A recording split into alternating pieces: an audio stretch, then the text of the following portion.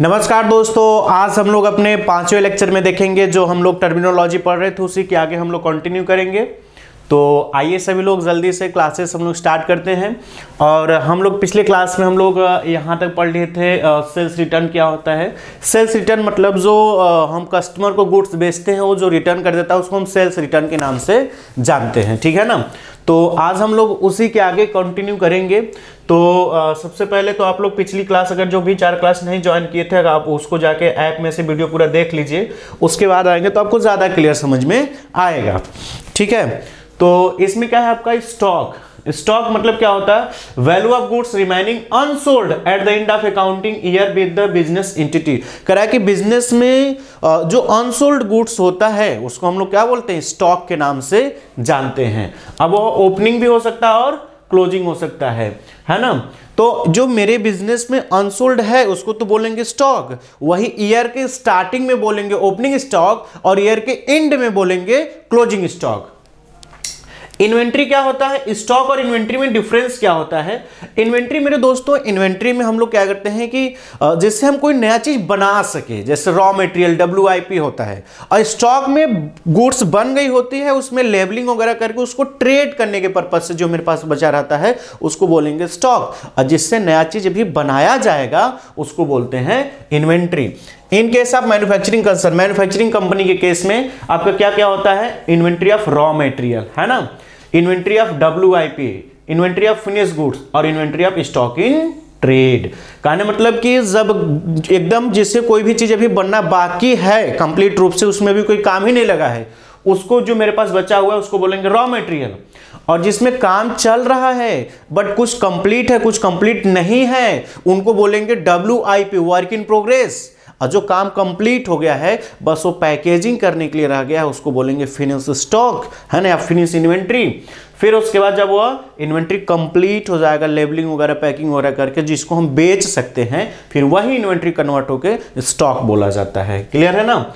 चलिए नेक्स्ट दोस्तों हम लोग देखेंगे ट्रेड रिसीवेबल। हम लोग नेक्स्ट क्या देखेंगे, ट्रेड रिसीवेबल, ठीक है। अब ट्रेड रिसीवेबल में क्या बता रहा है दोस्तों, तो ट्रेड रिसीवेबल में आपका बता रहा है कि sum of the total debtors and bills receivable, है ना।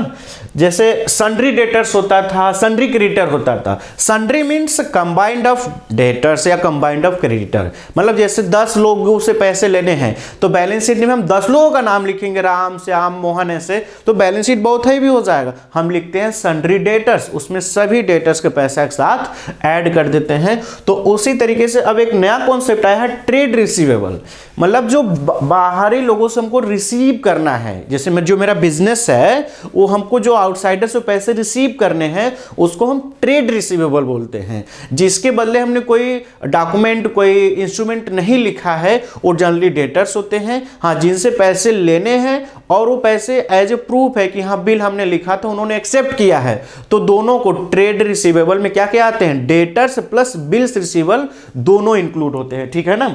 डेटर्स प्लस बिल्स रिसीवेबल दोनों इंक्लूड होते हैं, ठीक है।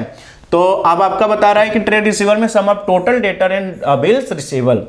अब इसमें डेटर्स किसको होते हैं, द पर्सन और firm who goods have been sold on credit और services render on credit are called debtors. मतलब वह पर्सन या फर्म है ना या इंटरप्राइज जिसको हम गुड्स उधारी दिए थे, है ना, जिसमें हमने गुड्स सर्विसेज उनको एज ए क्रेडिट बेसिस पे दिया था और उनसे फ्यूचर में जो पैसे हमको लेने हैं वो हमारे लिए क्या होते हैं, डेटर्स होते हैं, देनदार होते हैं, ठीक है ना।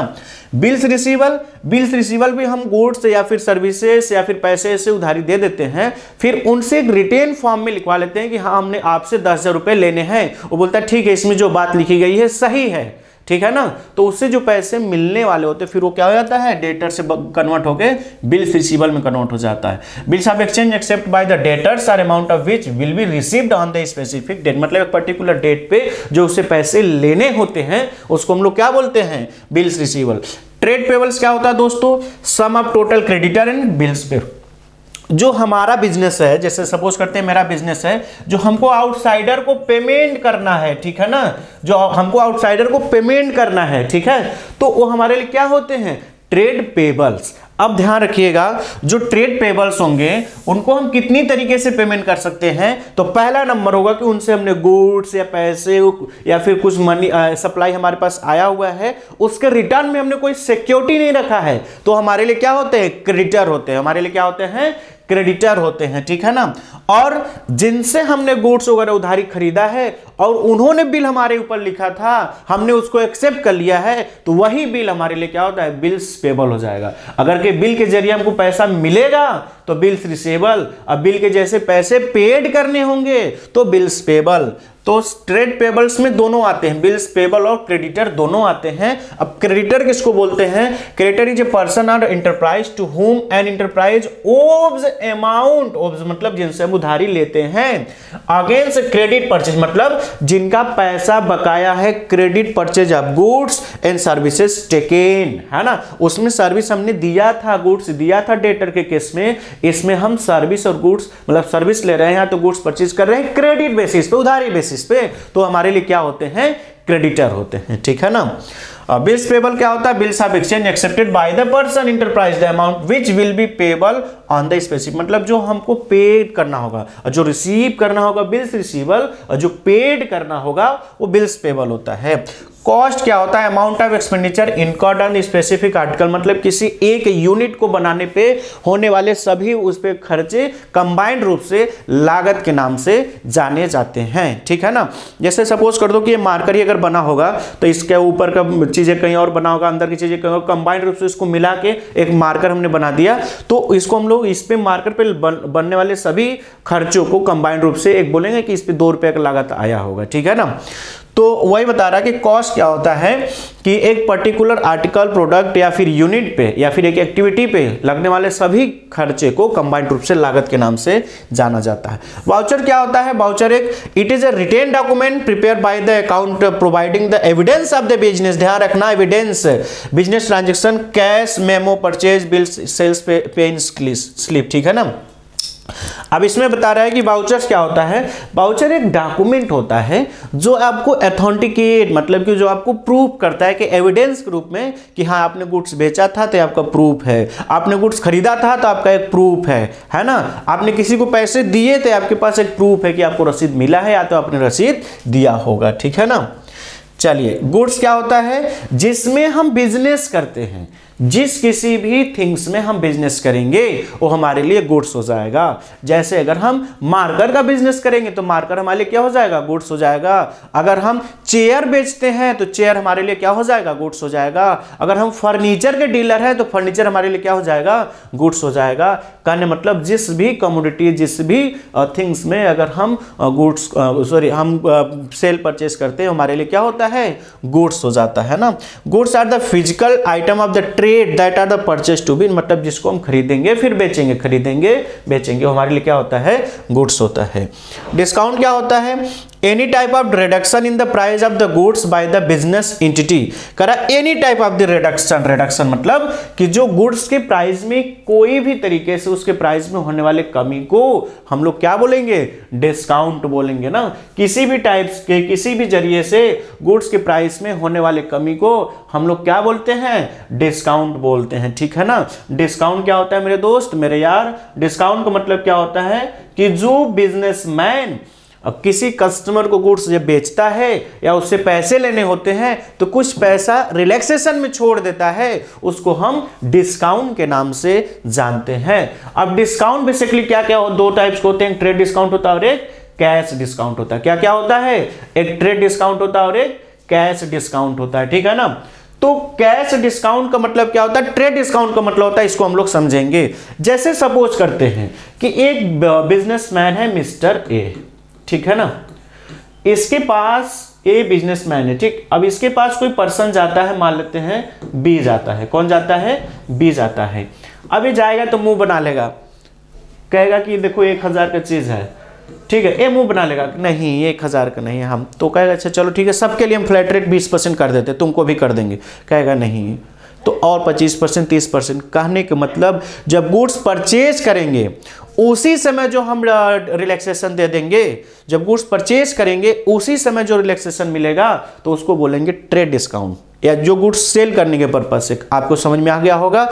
ट्रेड डिस्काउंट का पर्पज होता है गुड्स को सोल्ड करना, मैक्सिमम ज्यादा से ज्यादा गुड्स को सेल करने के पर्पज से जो डिस्काउंट दिए जाते हैं उसको हम लोग ट्रेड डिस्काउंट के नाम से जानते हैं, ठीक है ना।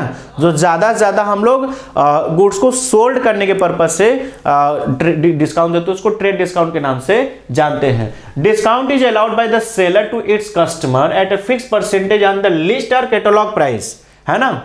इसका पर्पज होता है ज्यादा ज्यादा सेल इंक्रीज करना और इसको बुक्स में रिकॉर्ड नहीं किया जाता है। इसका जब जर्नल एंट्री करते हैं तो ट्रेड डिस्काउंट के अमाउंट को बस माइनस करके दिखा देते हैं, उसको हम लोग लिखते नहीं हैं, ठीक है ना। उसको हम लोग क्या करते हैं, लिखते नहीं हैं, ठीक है। तो ट्रेड डिस्काउंट का पर्पज होता है ज्यादा से ज्यादा सेल इंक्रीज करना और उसको बुक्स में रिकॉर्ड नहीं किया जाता है। कैश डिस्काउंट क्या होता है, जब गुड्स बेच देते हैं और लगता है कि हमने तो गुड्स इसको उधारी बेच दिया, पैसा देगा कि नहीं देगा बाद में, तो उसको लालच देते हैं। अगर आप विद इन 1 वीक के, है ना, आप विद इन 2 डेज आप हमको पैसे दे देते हैं तब हम आपको एक और डिस्काउंट दे देंगे जिसको बोला जाएगा कैश डिस्काउंट। तो बात आपको समझ में आ गया होगा कि ट्रेड डिस्काउंट जब गुड्स खरीदे और बेचे जाते हैं उसी समय जो रिलैक्सेशन मिलता है उसको बोलेंगे ट्रेड डिस्काउंट। और जब पैसे पेड करते समय, है ना, पैसे पेड करते समय बोलता है कि आप 1 दिन के अंदर 2 दिन के अंदर आओ दोगे, तो जो 1000 का गुड्स हमने 800 का दिया था हम आपको 50 रुपए और छोड़ देंगे, तो आपके लिए क्या होता है, कैश डिस्काउंट होता है। कैश डिस्काउंट का एंट्री हम लोग करते हैं, ध्यान रखना, ठीक है ना, जिसका पर्पज होता है प्रॉम्प्टली पेमेंट, मतलब जल्दी से मिल जाना, और इसको बुक्स ऑफ अकाउंट में रिकॉर्ड करते हैं। मतलब ट्रेड डिस्काउंट में आपको क्या पढ़ना था कि इस ट्रेड डिस्काउंट को हम लोग बुक्स में रिकॉर्ड नहीं करते हैं, उसका पर्पज सेल इंक्रीज करना होता है। और purchase discount, sorry, cash discount का पर्पज क्या होता है कि उसको ज्यादा से ज्यादा जल्दी से हमारा पैसा रिसीव हो जाए। रिबेट क्या होता है, और यहां पे एंटिटी लिखा था। रिबेट का मतलब क्या होता है दोस्तों, रिबेट का मतलब होता है कि जो रिलैक्सेशन, जैसे कि हम कभी किसी को गुड्स बेच देते हैं लो क्वालिटी का गुड्स, है ना, लो क्वालिटी का जो गुड्स हम उसको सोल्ड कर दिए हैं, तो अब वो मेरा कस्टमर है, अब बाद में पता चला कि हम नहीं थे, मेरा जो भी वर्कर था वो बेच दिया, तो हम उनको बोल देते देखिए आपके यहाँ गलती से गलत वाला माल चला गया है, आप थोड़ा पैसे कम दे दीजिएगा, इसको हम बोलेंगे रिबेट। या फिर बिल्स ऑफ एक्सचेंज के केस में रिबेट यूज होता है कि जब ड्रॉवी ड्यू डेट से पहले पेमेंट कर देगा उसको कुछ पैसे छोड़ देंगे, उसको बोलेंगे रिबेट, ठीक है ना। तो रिबेट कब अप्लाई होगा, ये भी, इसमें भी पैसे कम ही लिए जाते हैं, लेकिन रिबेट कब अप्लाई होता है, जब घटिया क्वालिटी का, लो क्वालिटी का गुड्स हम बेच दिए होते हैं या फिर हायर प्राइस लगा दिए होते हैं, उस केस में रिलैक्सेशन जब देते हैं, या फिर ड्रॉवी के केस में बिल्स ऑफ एक्सचेंज में ड्यू डेट से पहले जब ड्रॉवी पेमेंट करता है तब रिबेट दिया जाता है। एंटिटी का मतलब होता है जो हमारा बिजनेस इंटरप्राइज है उसको हम एंटिटी के नाम से भी जानते हैं। एंट्री का मतलब क्या होता है दोस्तों, एंट्री का मतलब होता है कि जो हम, जैसे जर्नल एंट्री, जो हम डेटा को रिकॉर्ड करते हैं उसी को बोलते हैं entry. Debit and credit, debit डेबिटम से बनना के, डेबिट डेबिटम वर्ड से मिलकर बना है और क्रेडिट क्रेडिटर वर्ड से मिलकर बना, ठीक है ना। लाइव स्टॉक मतलब जो बिजनेस में अब तो बहुत कम देखने को मिलता है, लाइव स्टॉक का मतलब होता है बिजनेस में जो घोड़े गाड़ी वगैरह ना, जैसे हॉर्स या ऑक्स, जो बैल वगैरह होते हैं, जो सामान को एक स्थान से दूसरे स्थान पर ले जाने के लिए यूज किए जाते हैं, उनको लाइव स्टॉक के नाम से जाना जाता है। इनवॉइस या बिल क्या होता है, जब हम गुड्स उधारी बेचते हैं तो उसके साथ में एक बिल लगा के भी दे देते हैं, जिसको हम लोग इनवॉइस या बिल के नाम से जानते हैं। बैड डेब्ट्स क्या होता है, बैड डेब्ट्स मतलब जो पैसे हमको मिलने वाले होते हैं बट अगर को नहीं मिलता है तो हमारे लिए बैड डेब्ट्स के नाम से जाना जाता है। जैसे किसी से 10,000 रुपए लेना तो 8,000 रुपए दिया, तो 2,000 जो नहीं मिला, हमने डिस्काउंट नहीं दिया था फिर भी अपने से नहीं दिया पैसा, तो हमारा क्या हो जाएगा, बैड डेब्ट्स हो जाएगा। सॉल्वेंट किसको बोलते हैं, वह पर्सन जो पैसे पेड कर देता है उसको हम लोग सॉल्वेंट के नाम से जानते हैं। इंसॉल्वेंट जिसकी लायबिलिटी ज्यादा हो, एसेट्स कम हो, उस पर्सन को हम इंसॉल्वेंट के नाम से जानते हैं। इंसॉल्वेंट मतलब जिसका मान लो लोन ले लिया 10 लाख और उसकी प्रॉपर्टी है 6 लाख की, तो कोर्ट से जाके बोल देता है कि हम पैसे नहीं दे पाएंगे, उस पर्सन को हम लोग इंसॉल्वेंट के नाम से जानते हैं। टर्नओवर पूरे ईयर में जितना परचेज और सेल्स करते हो उसको हम लोग टर्नओवर के नाम से जानते हैं, ठीक है ना। अब नेक्स्ट वीडियो में हम लोग नेक्स्ट चैप्टर से अकाउंटिंग प्रिंसिपल, जो कि बहुत ही ज्यादा इंपॉर्टेंट टॉपिक है, इसको हम लोग पढ़ेंगे, ठीक है ना।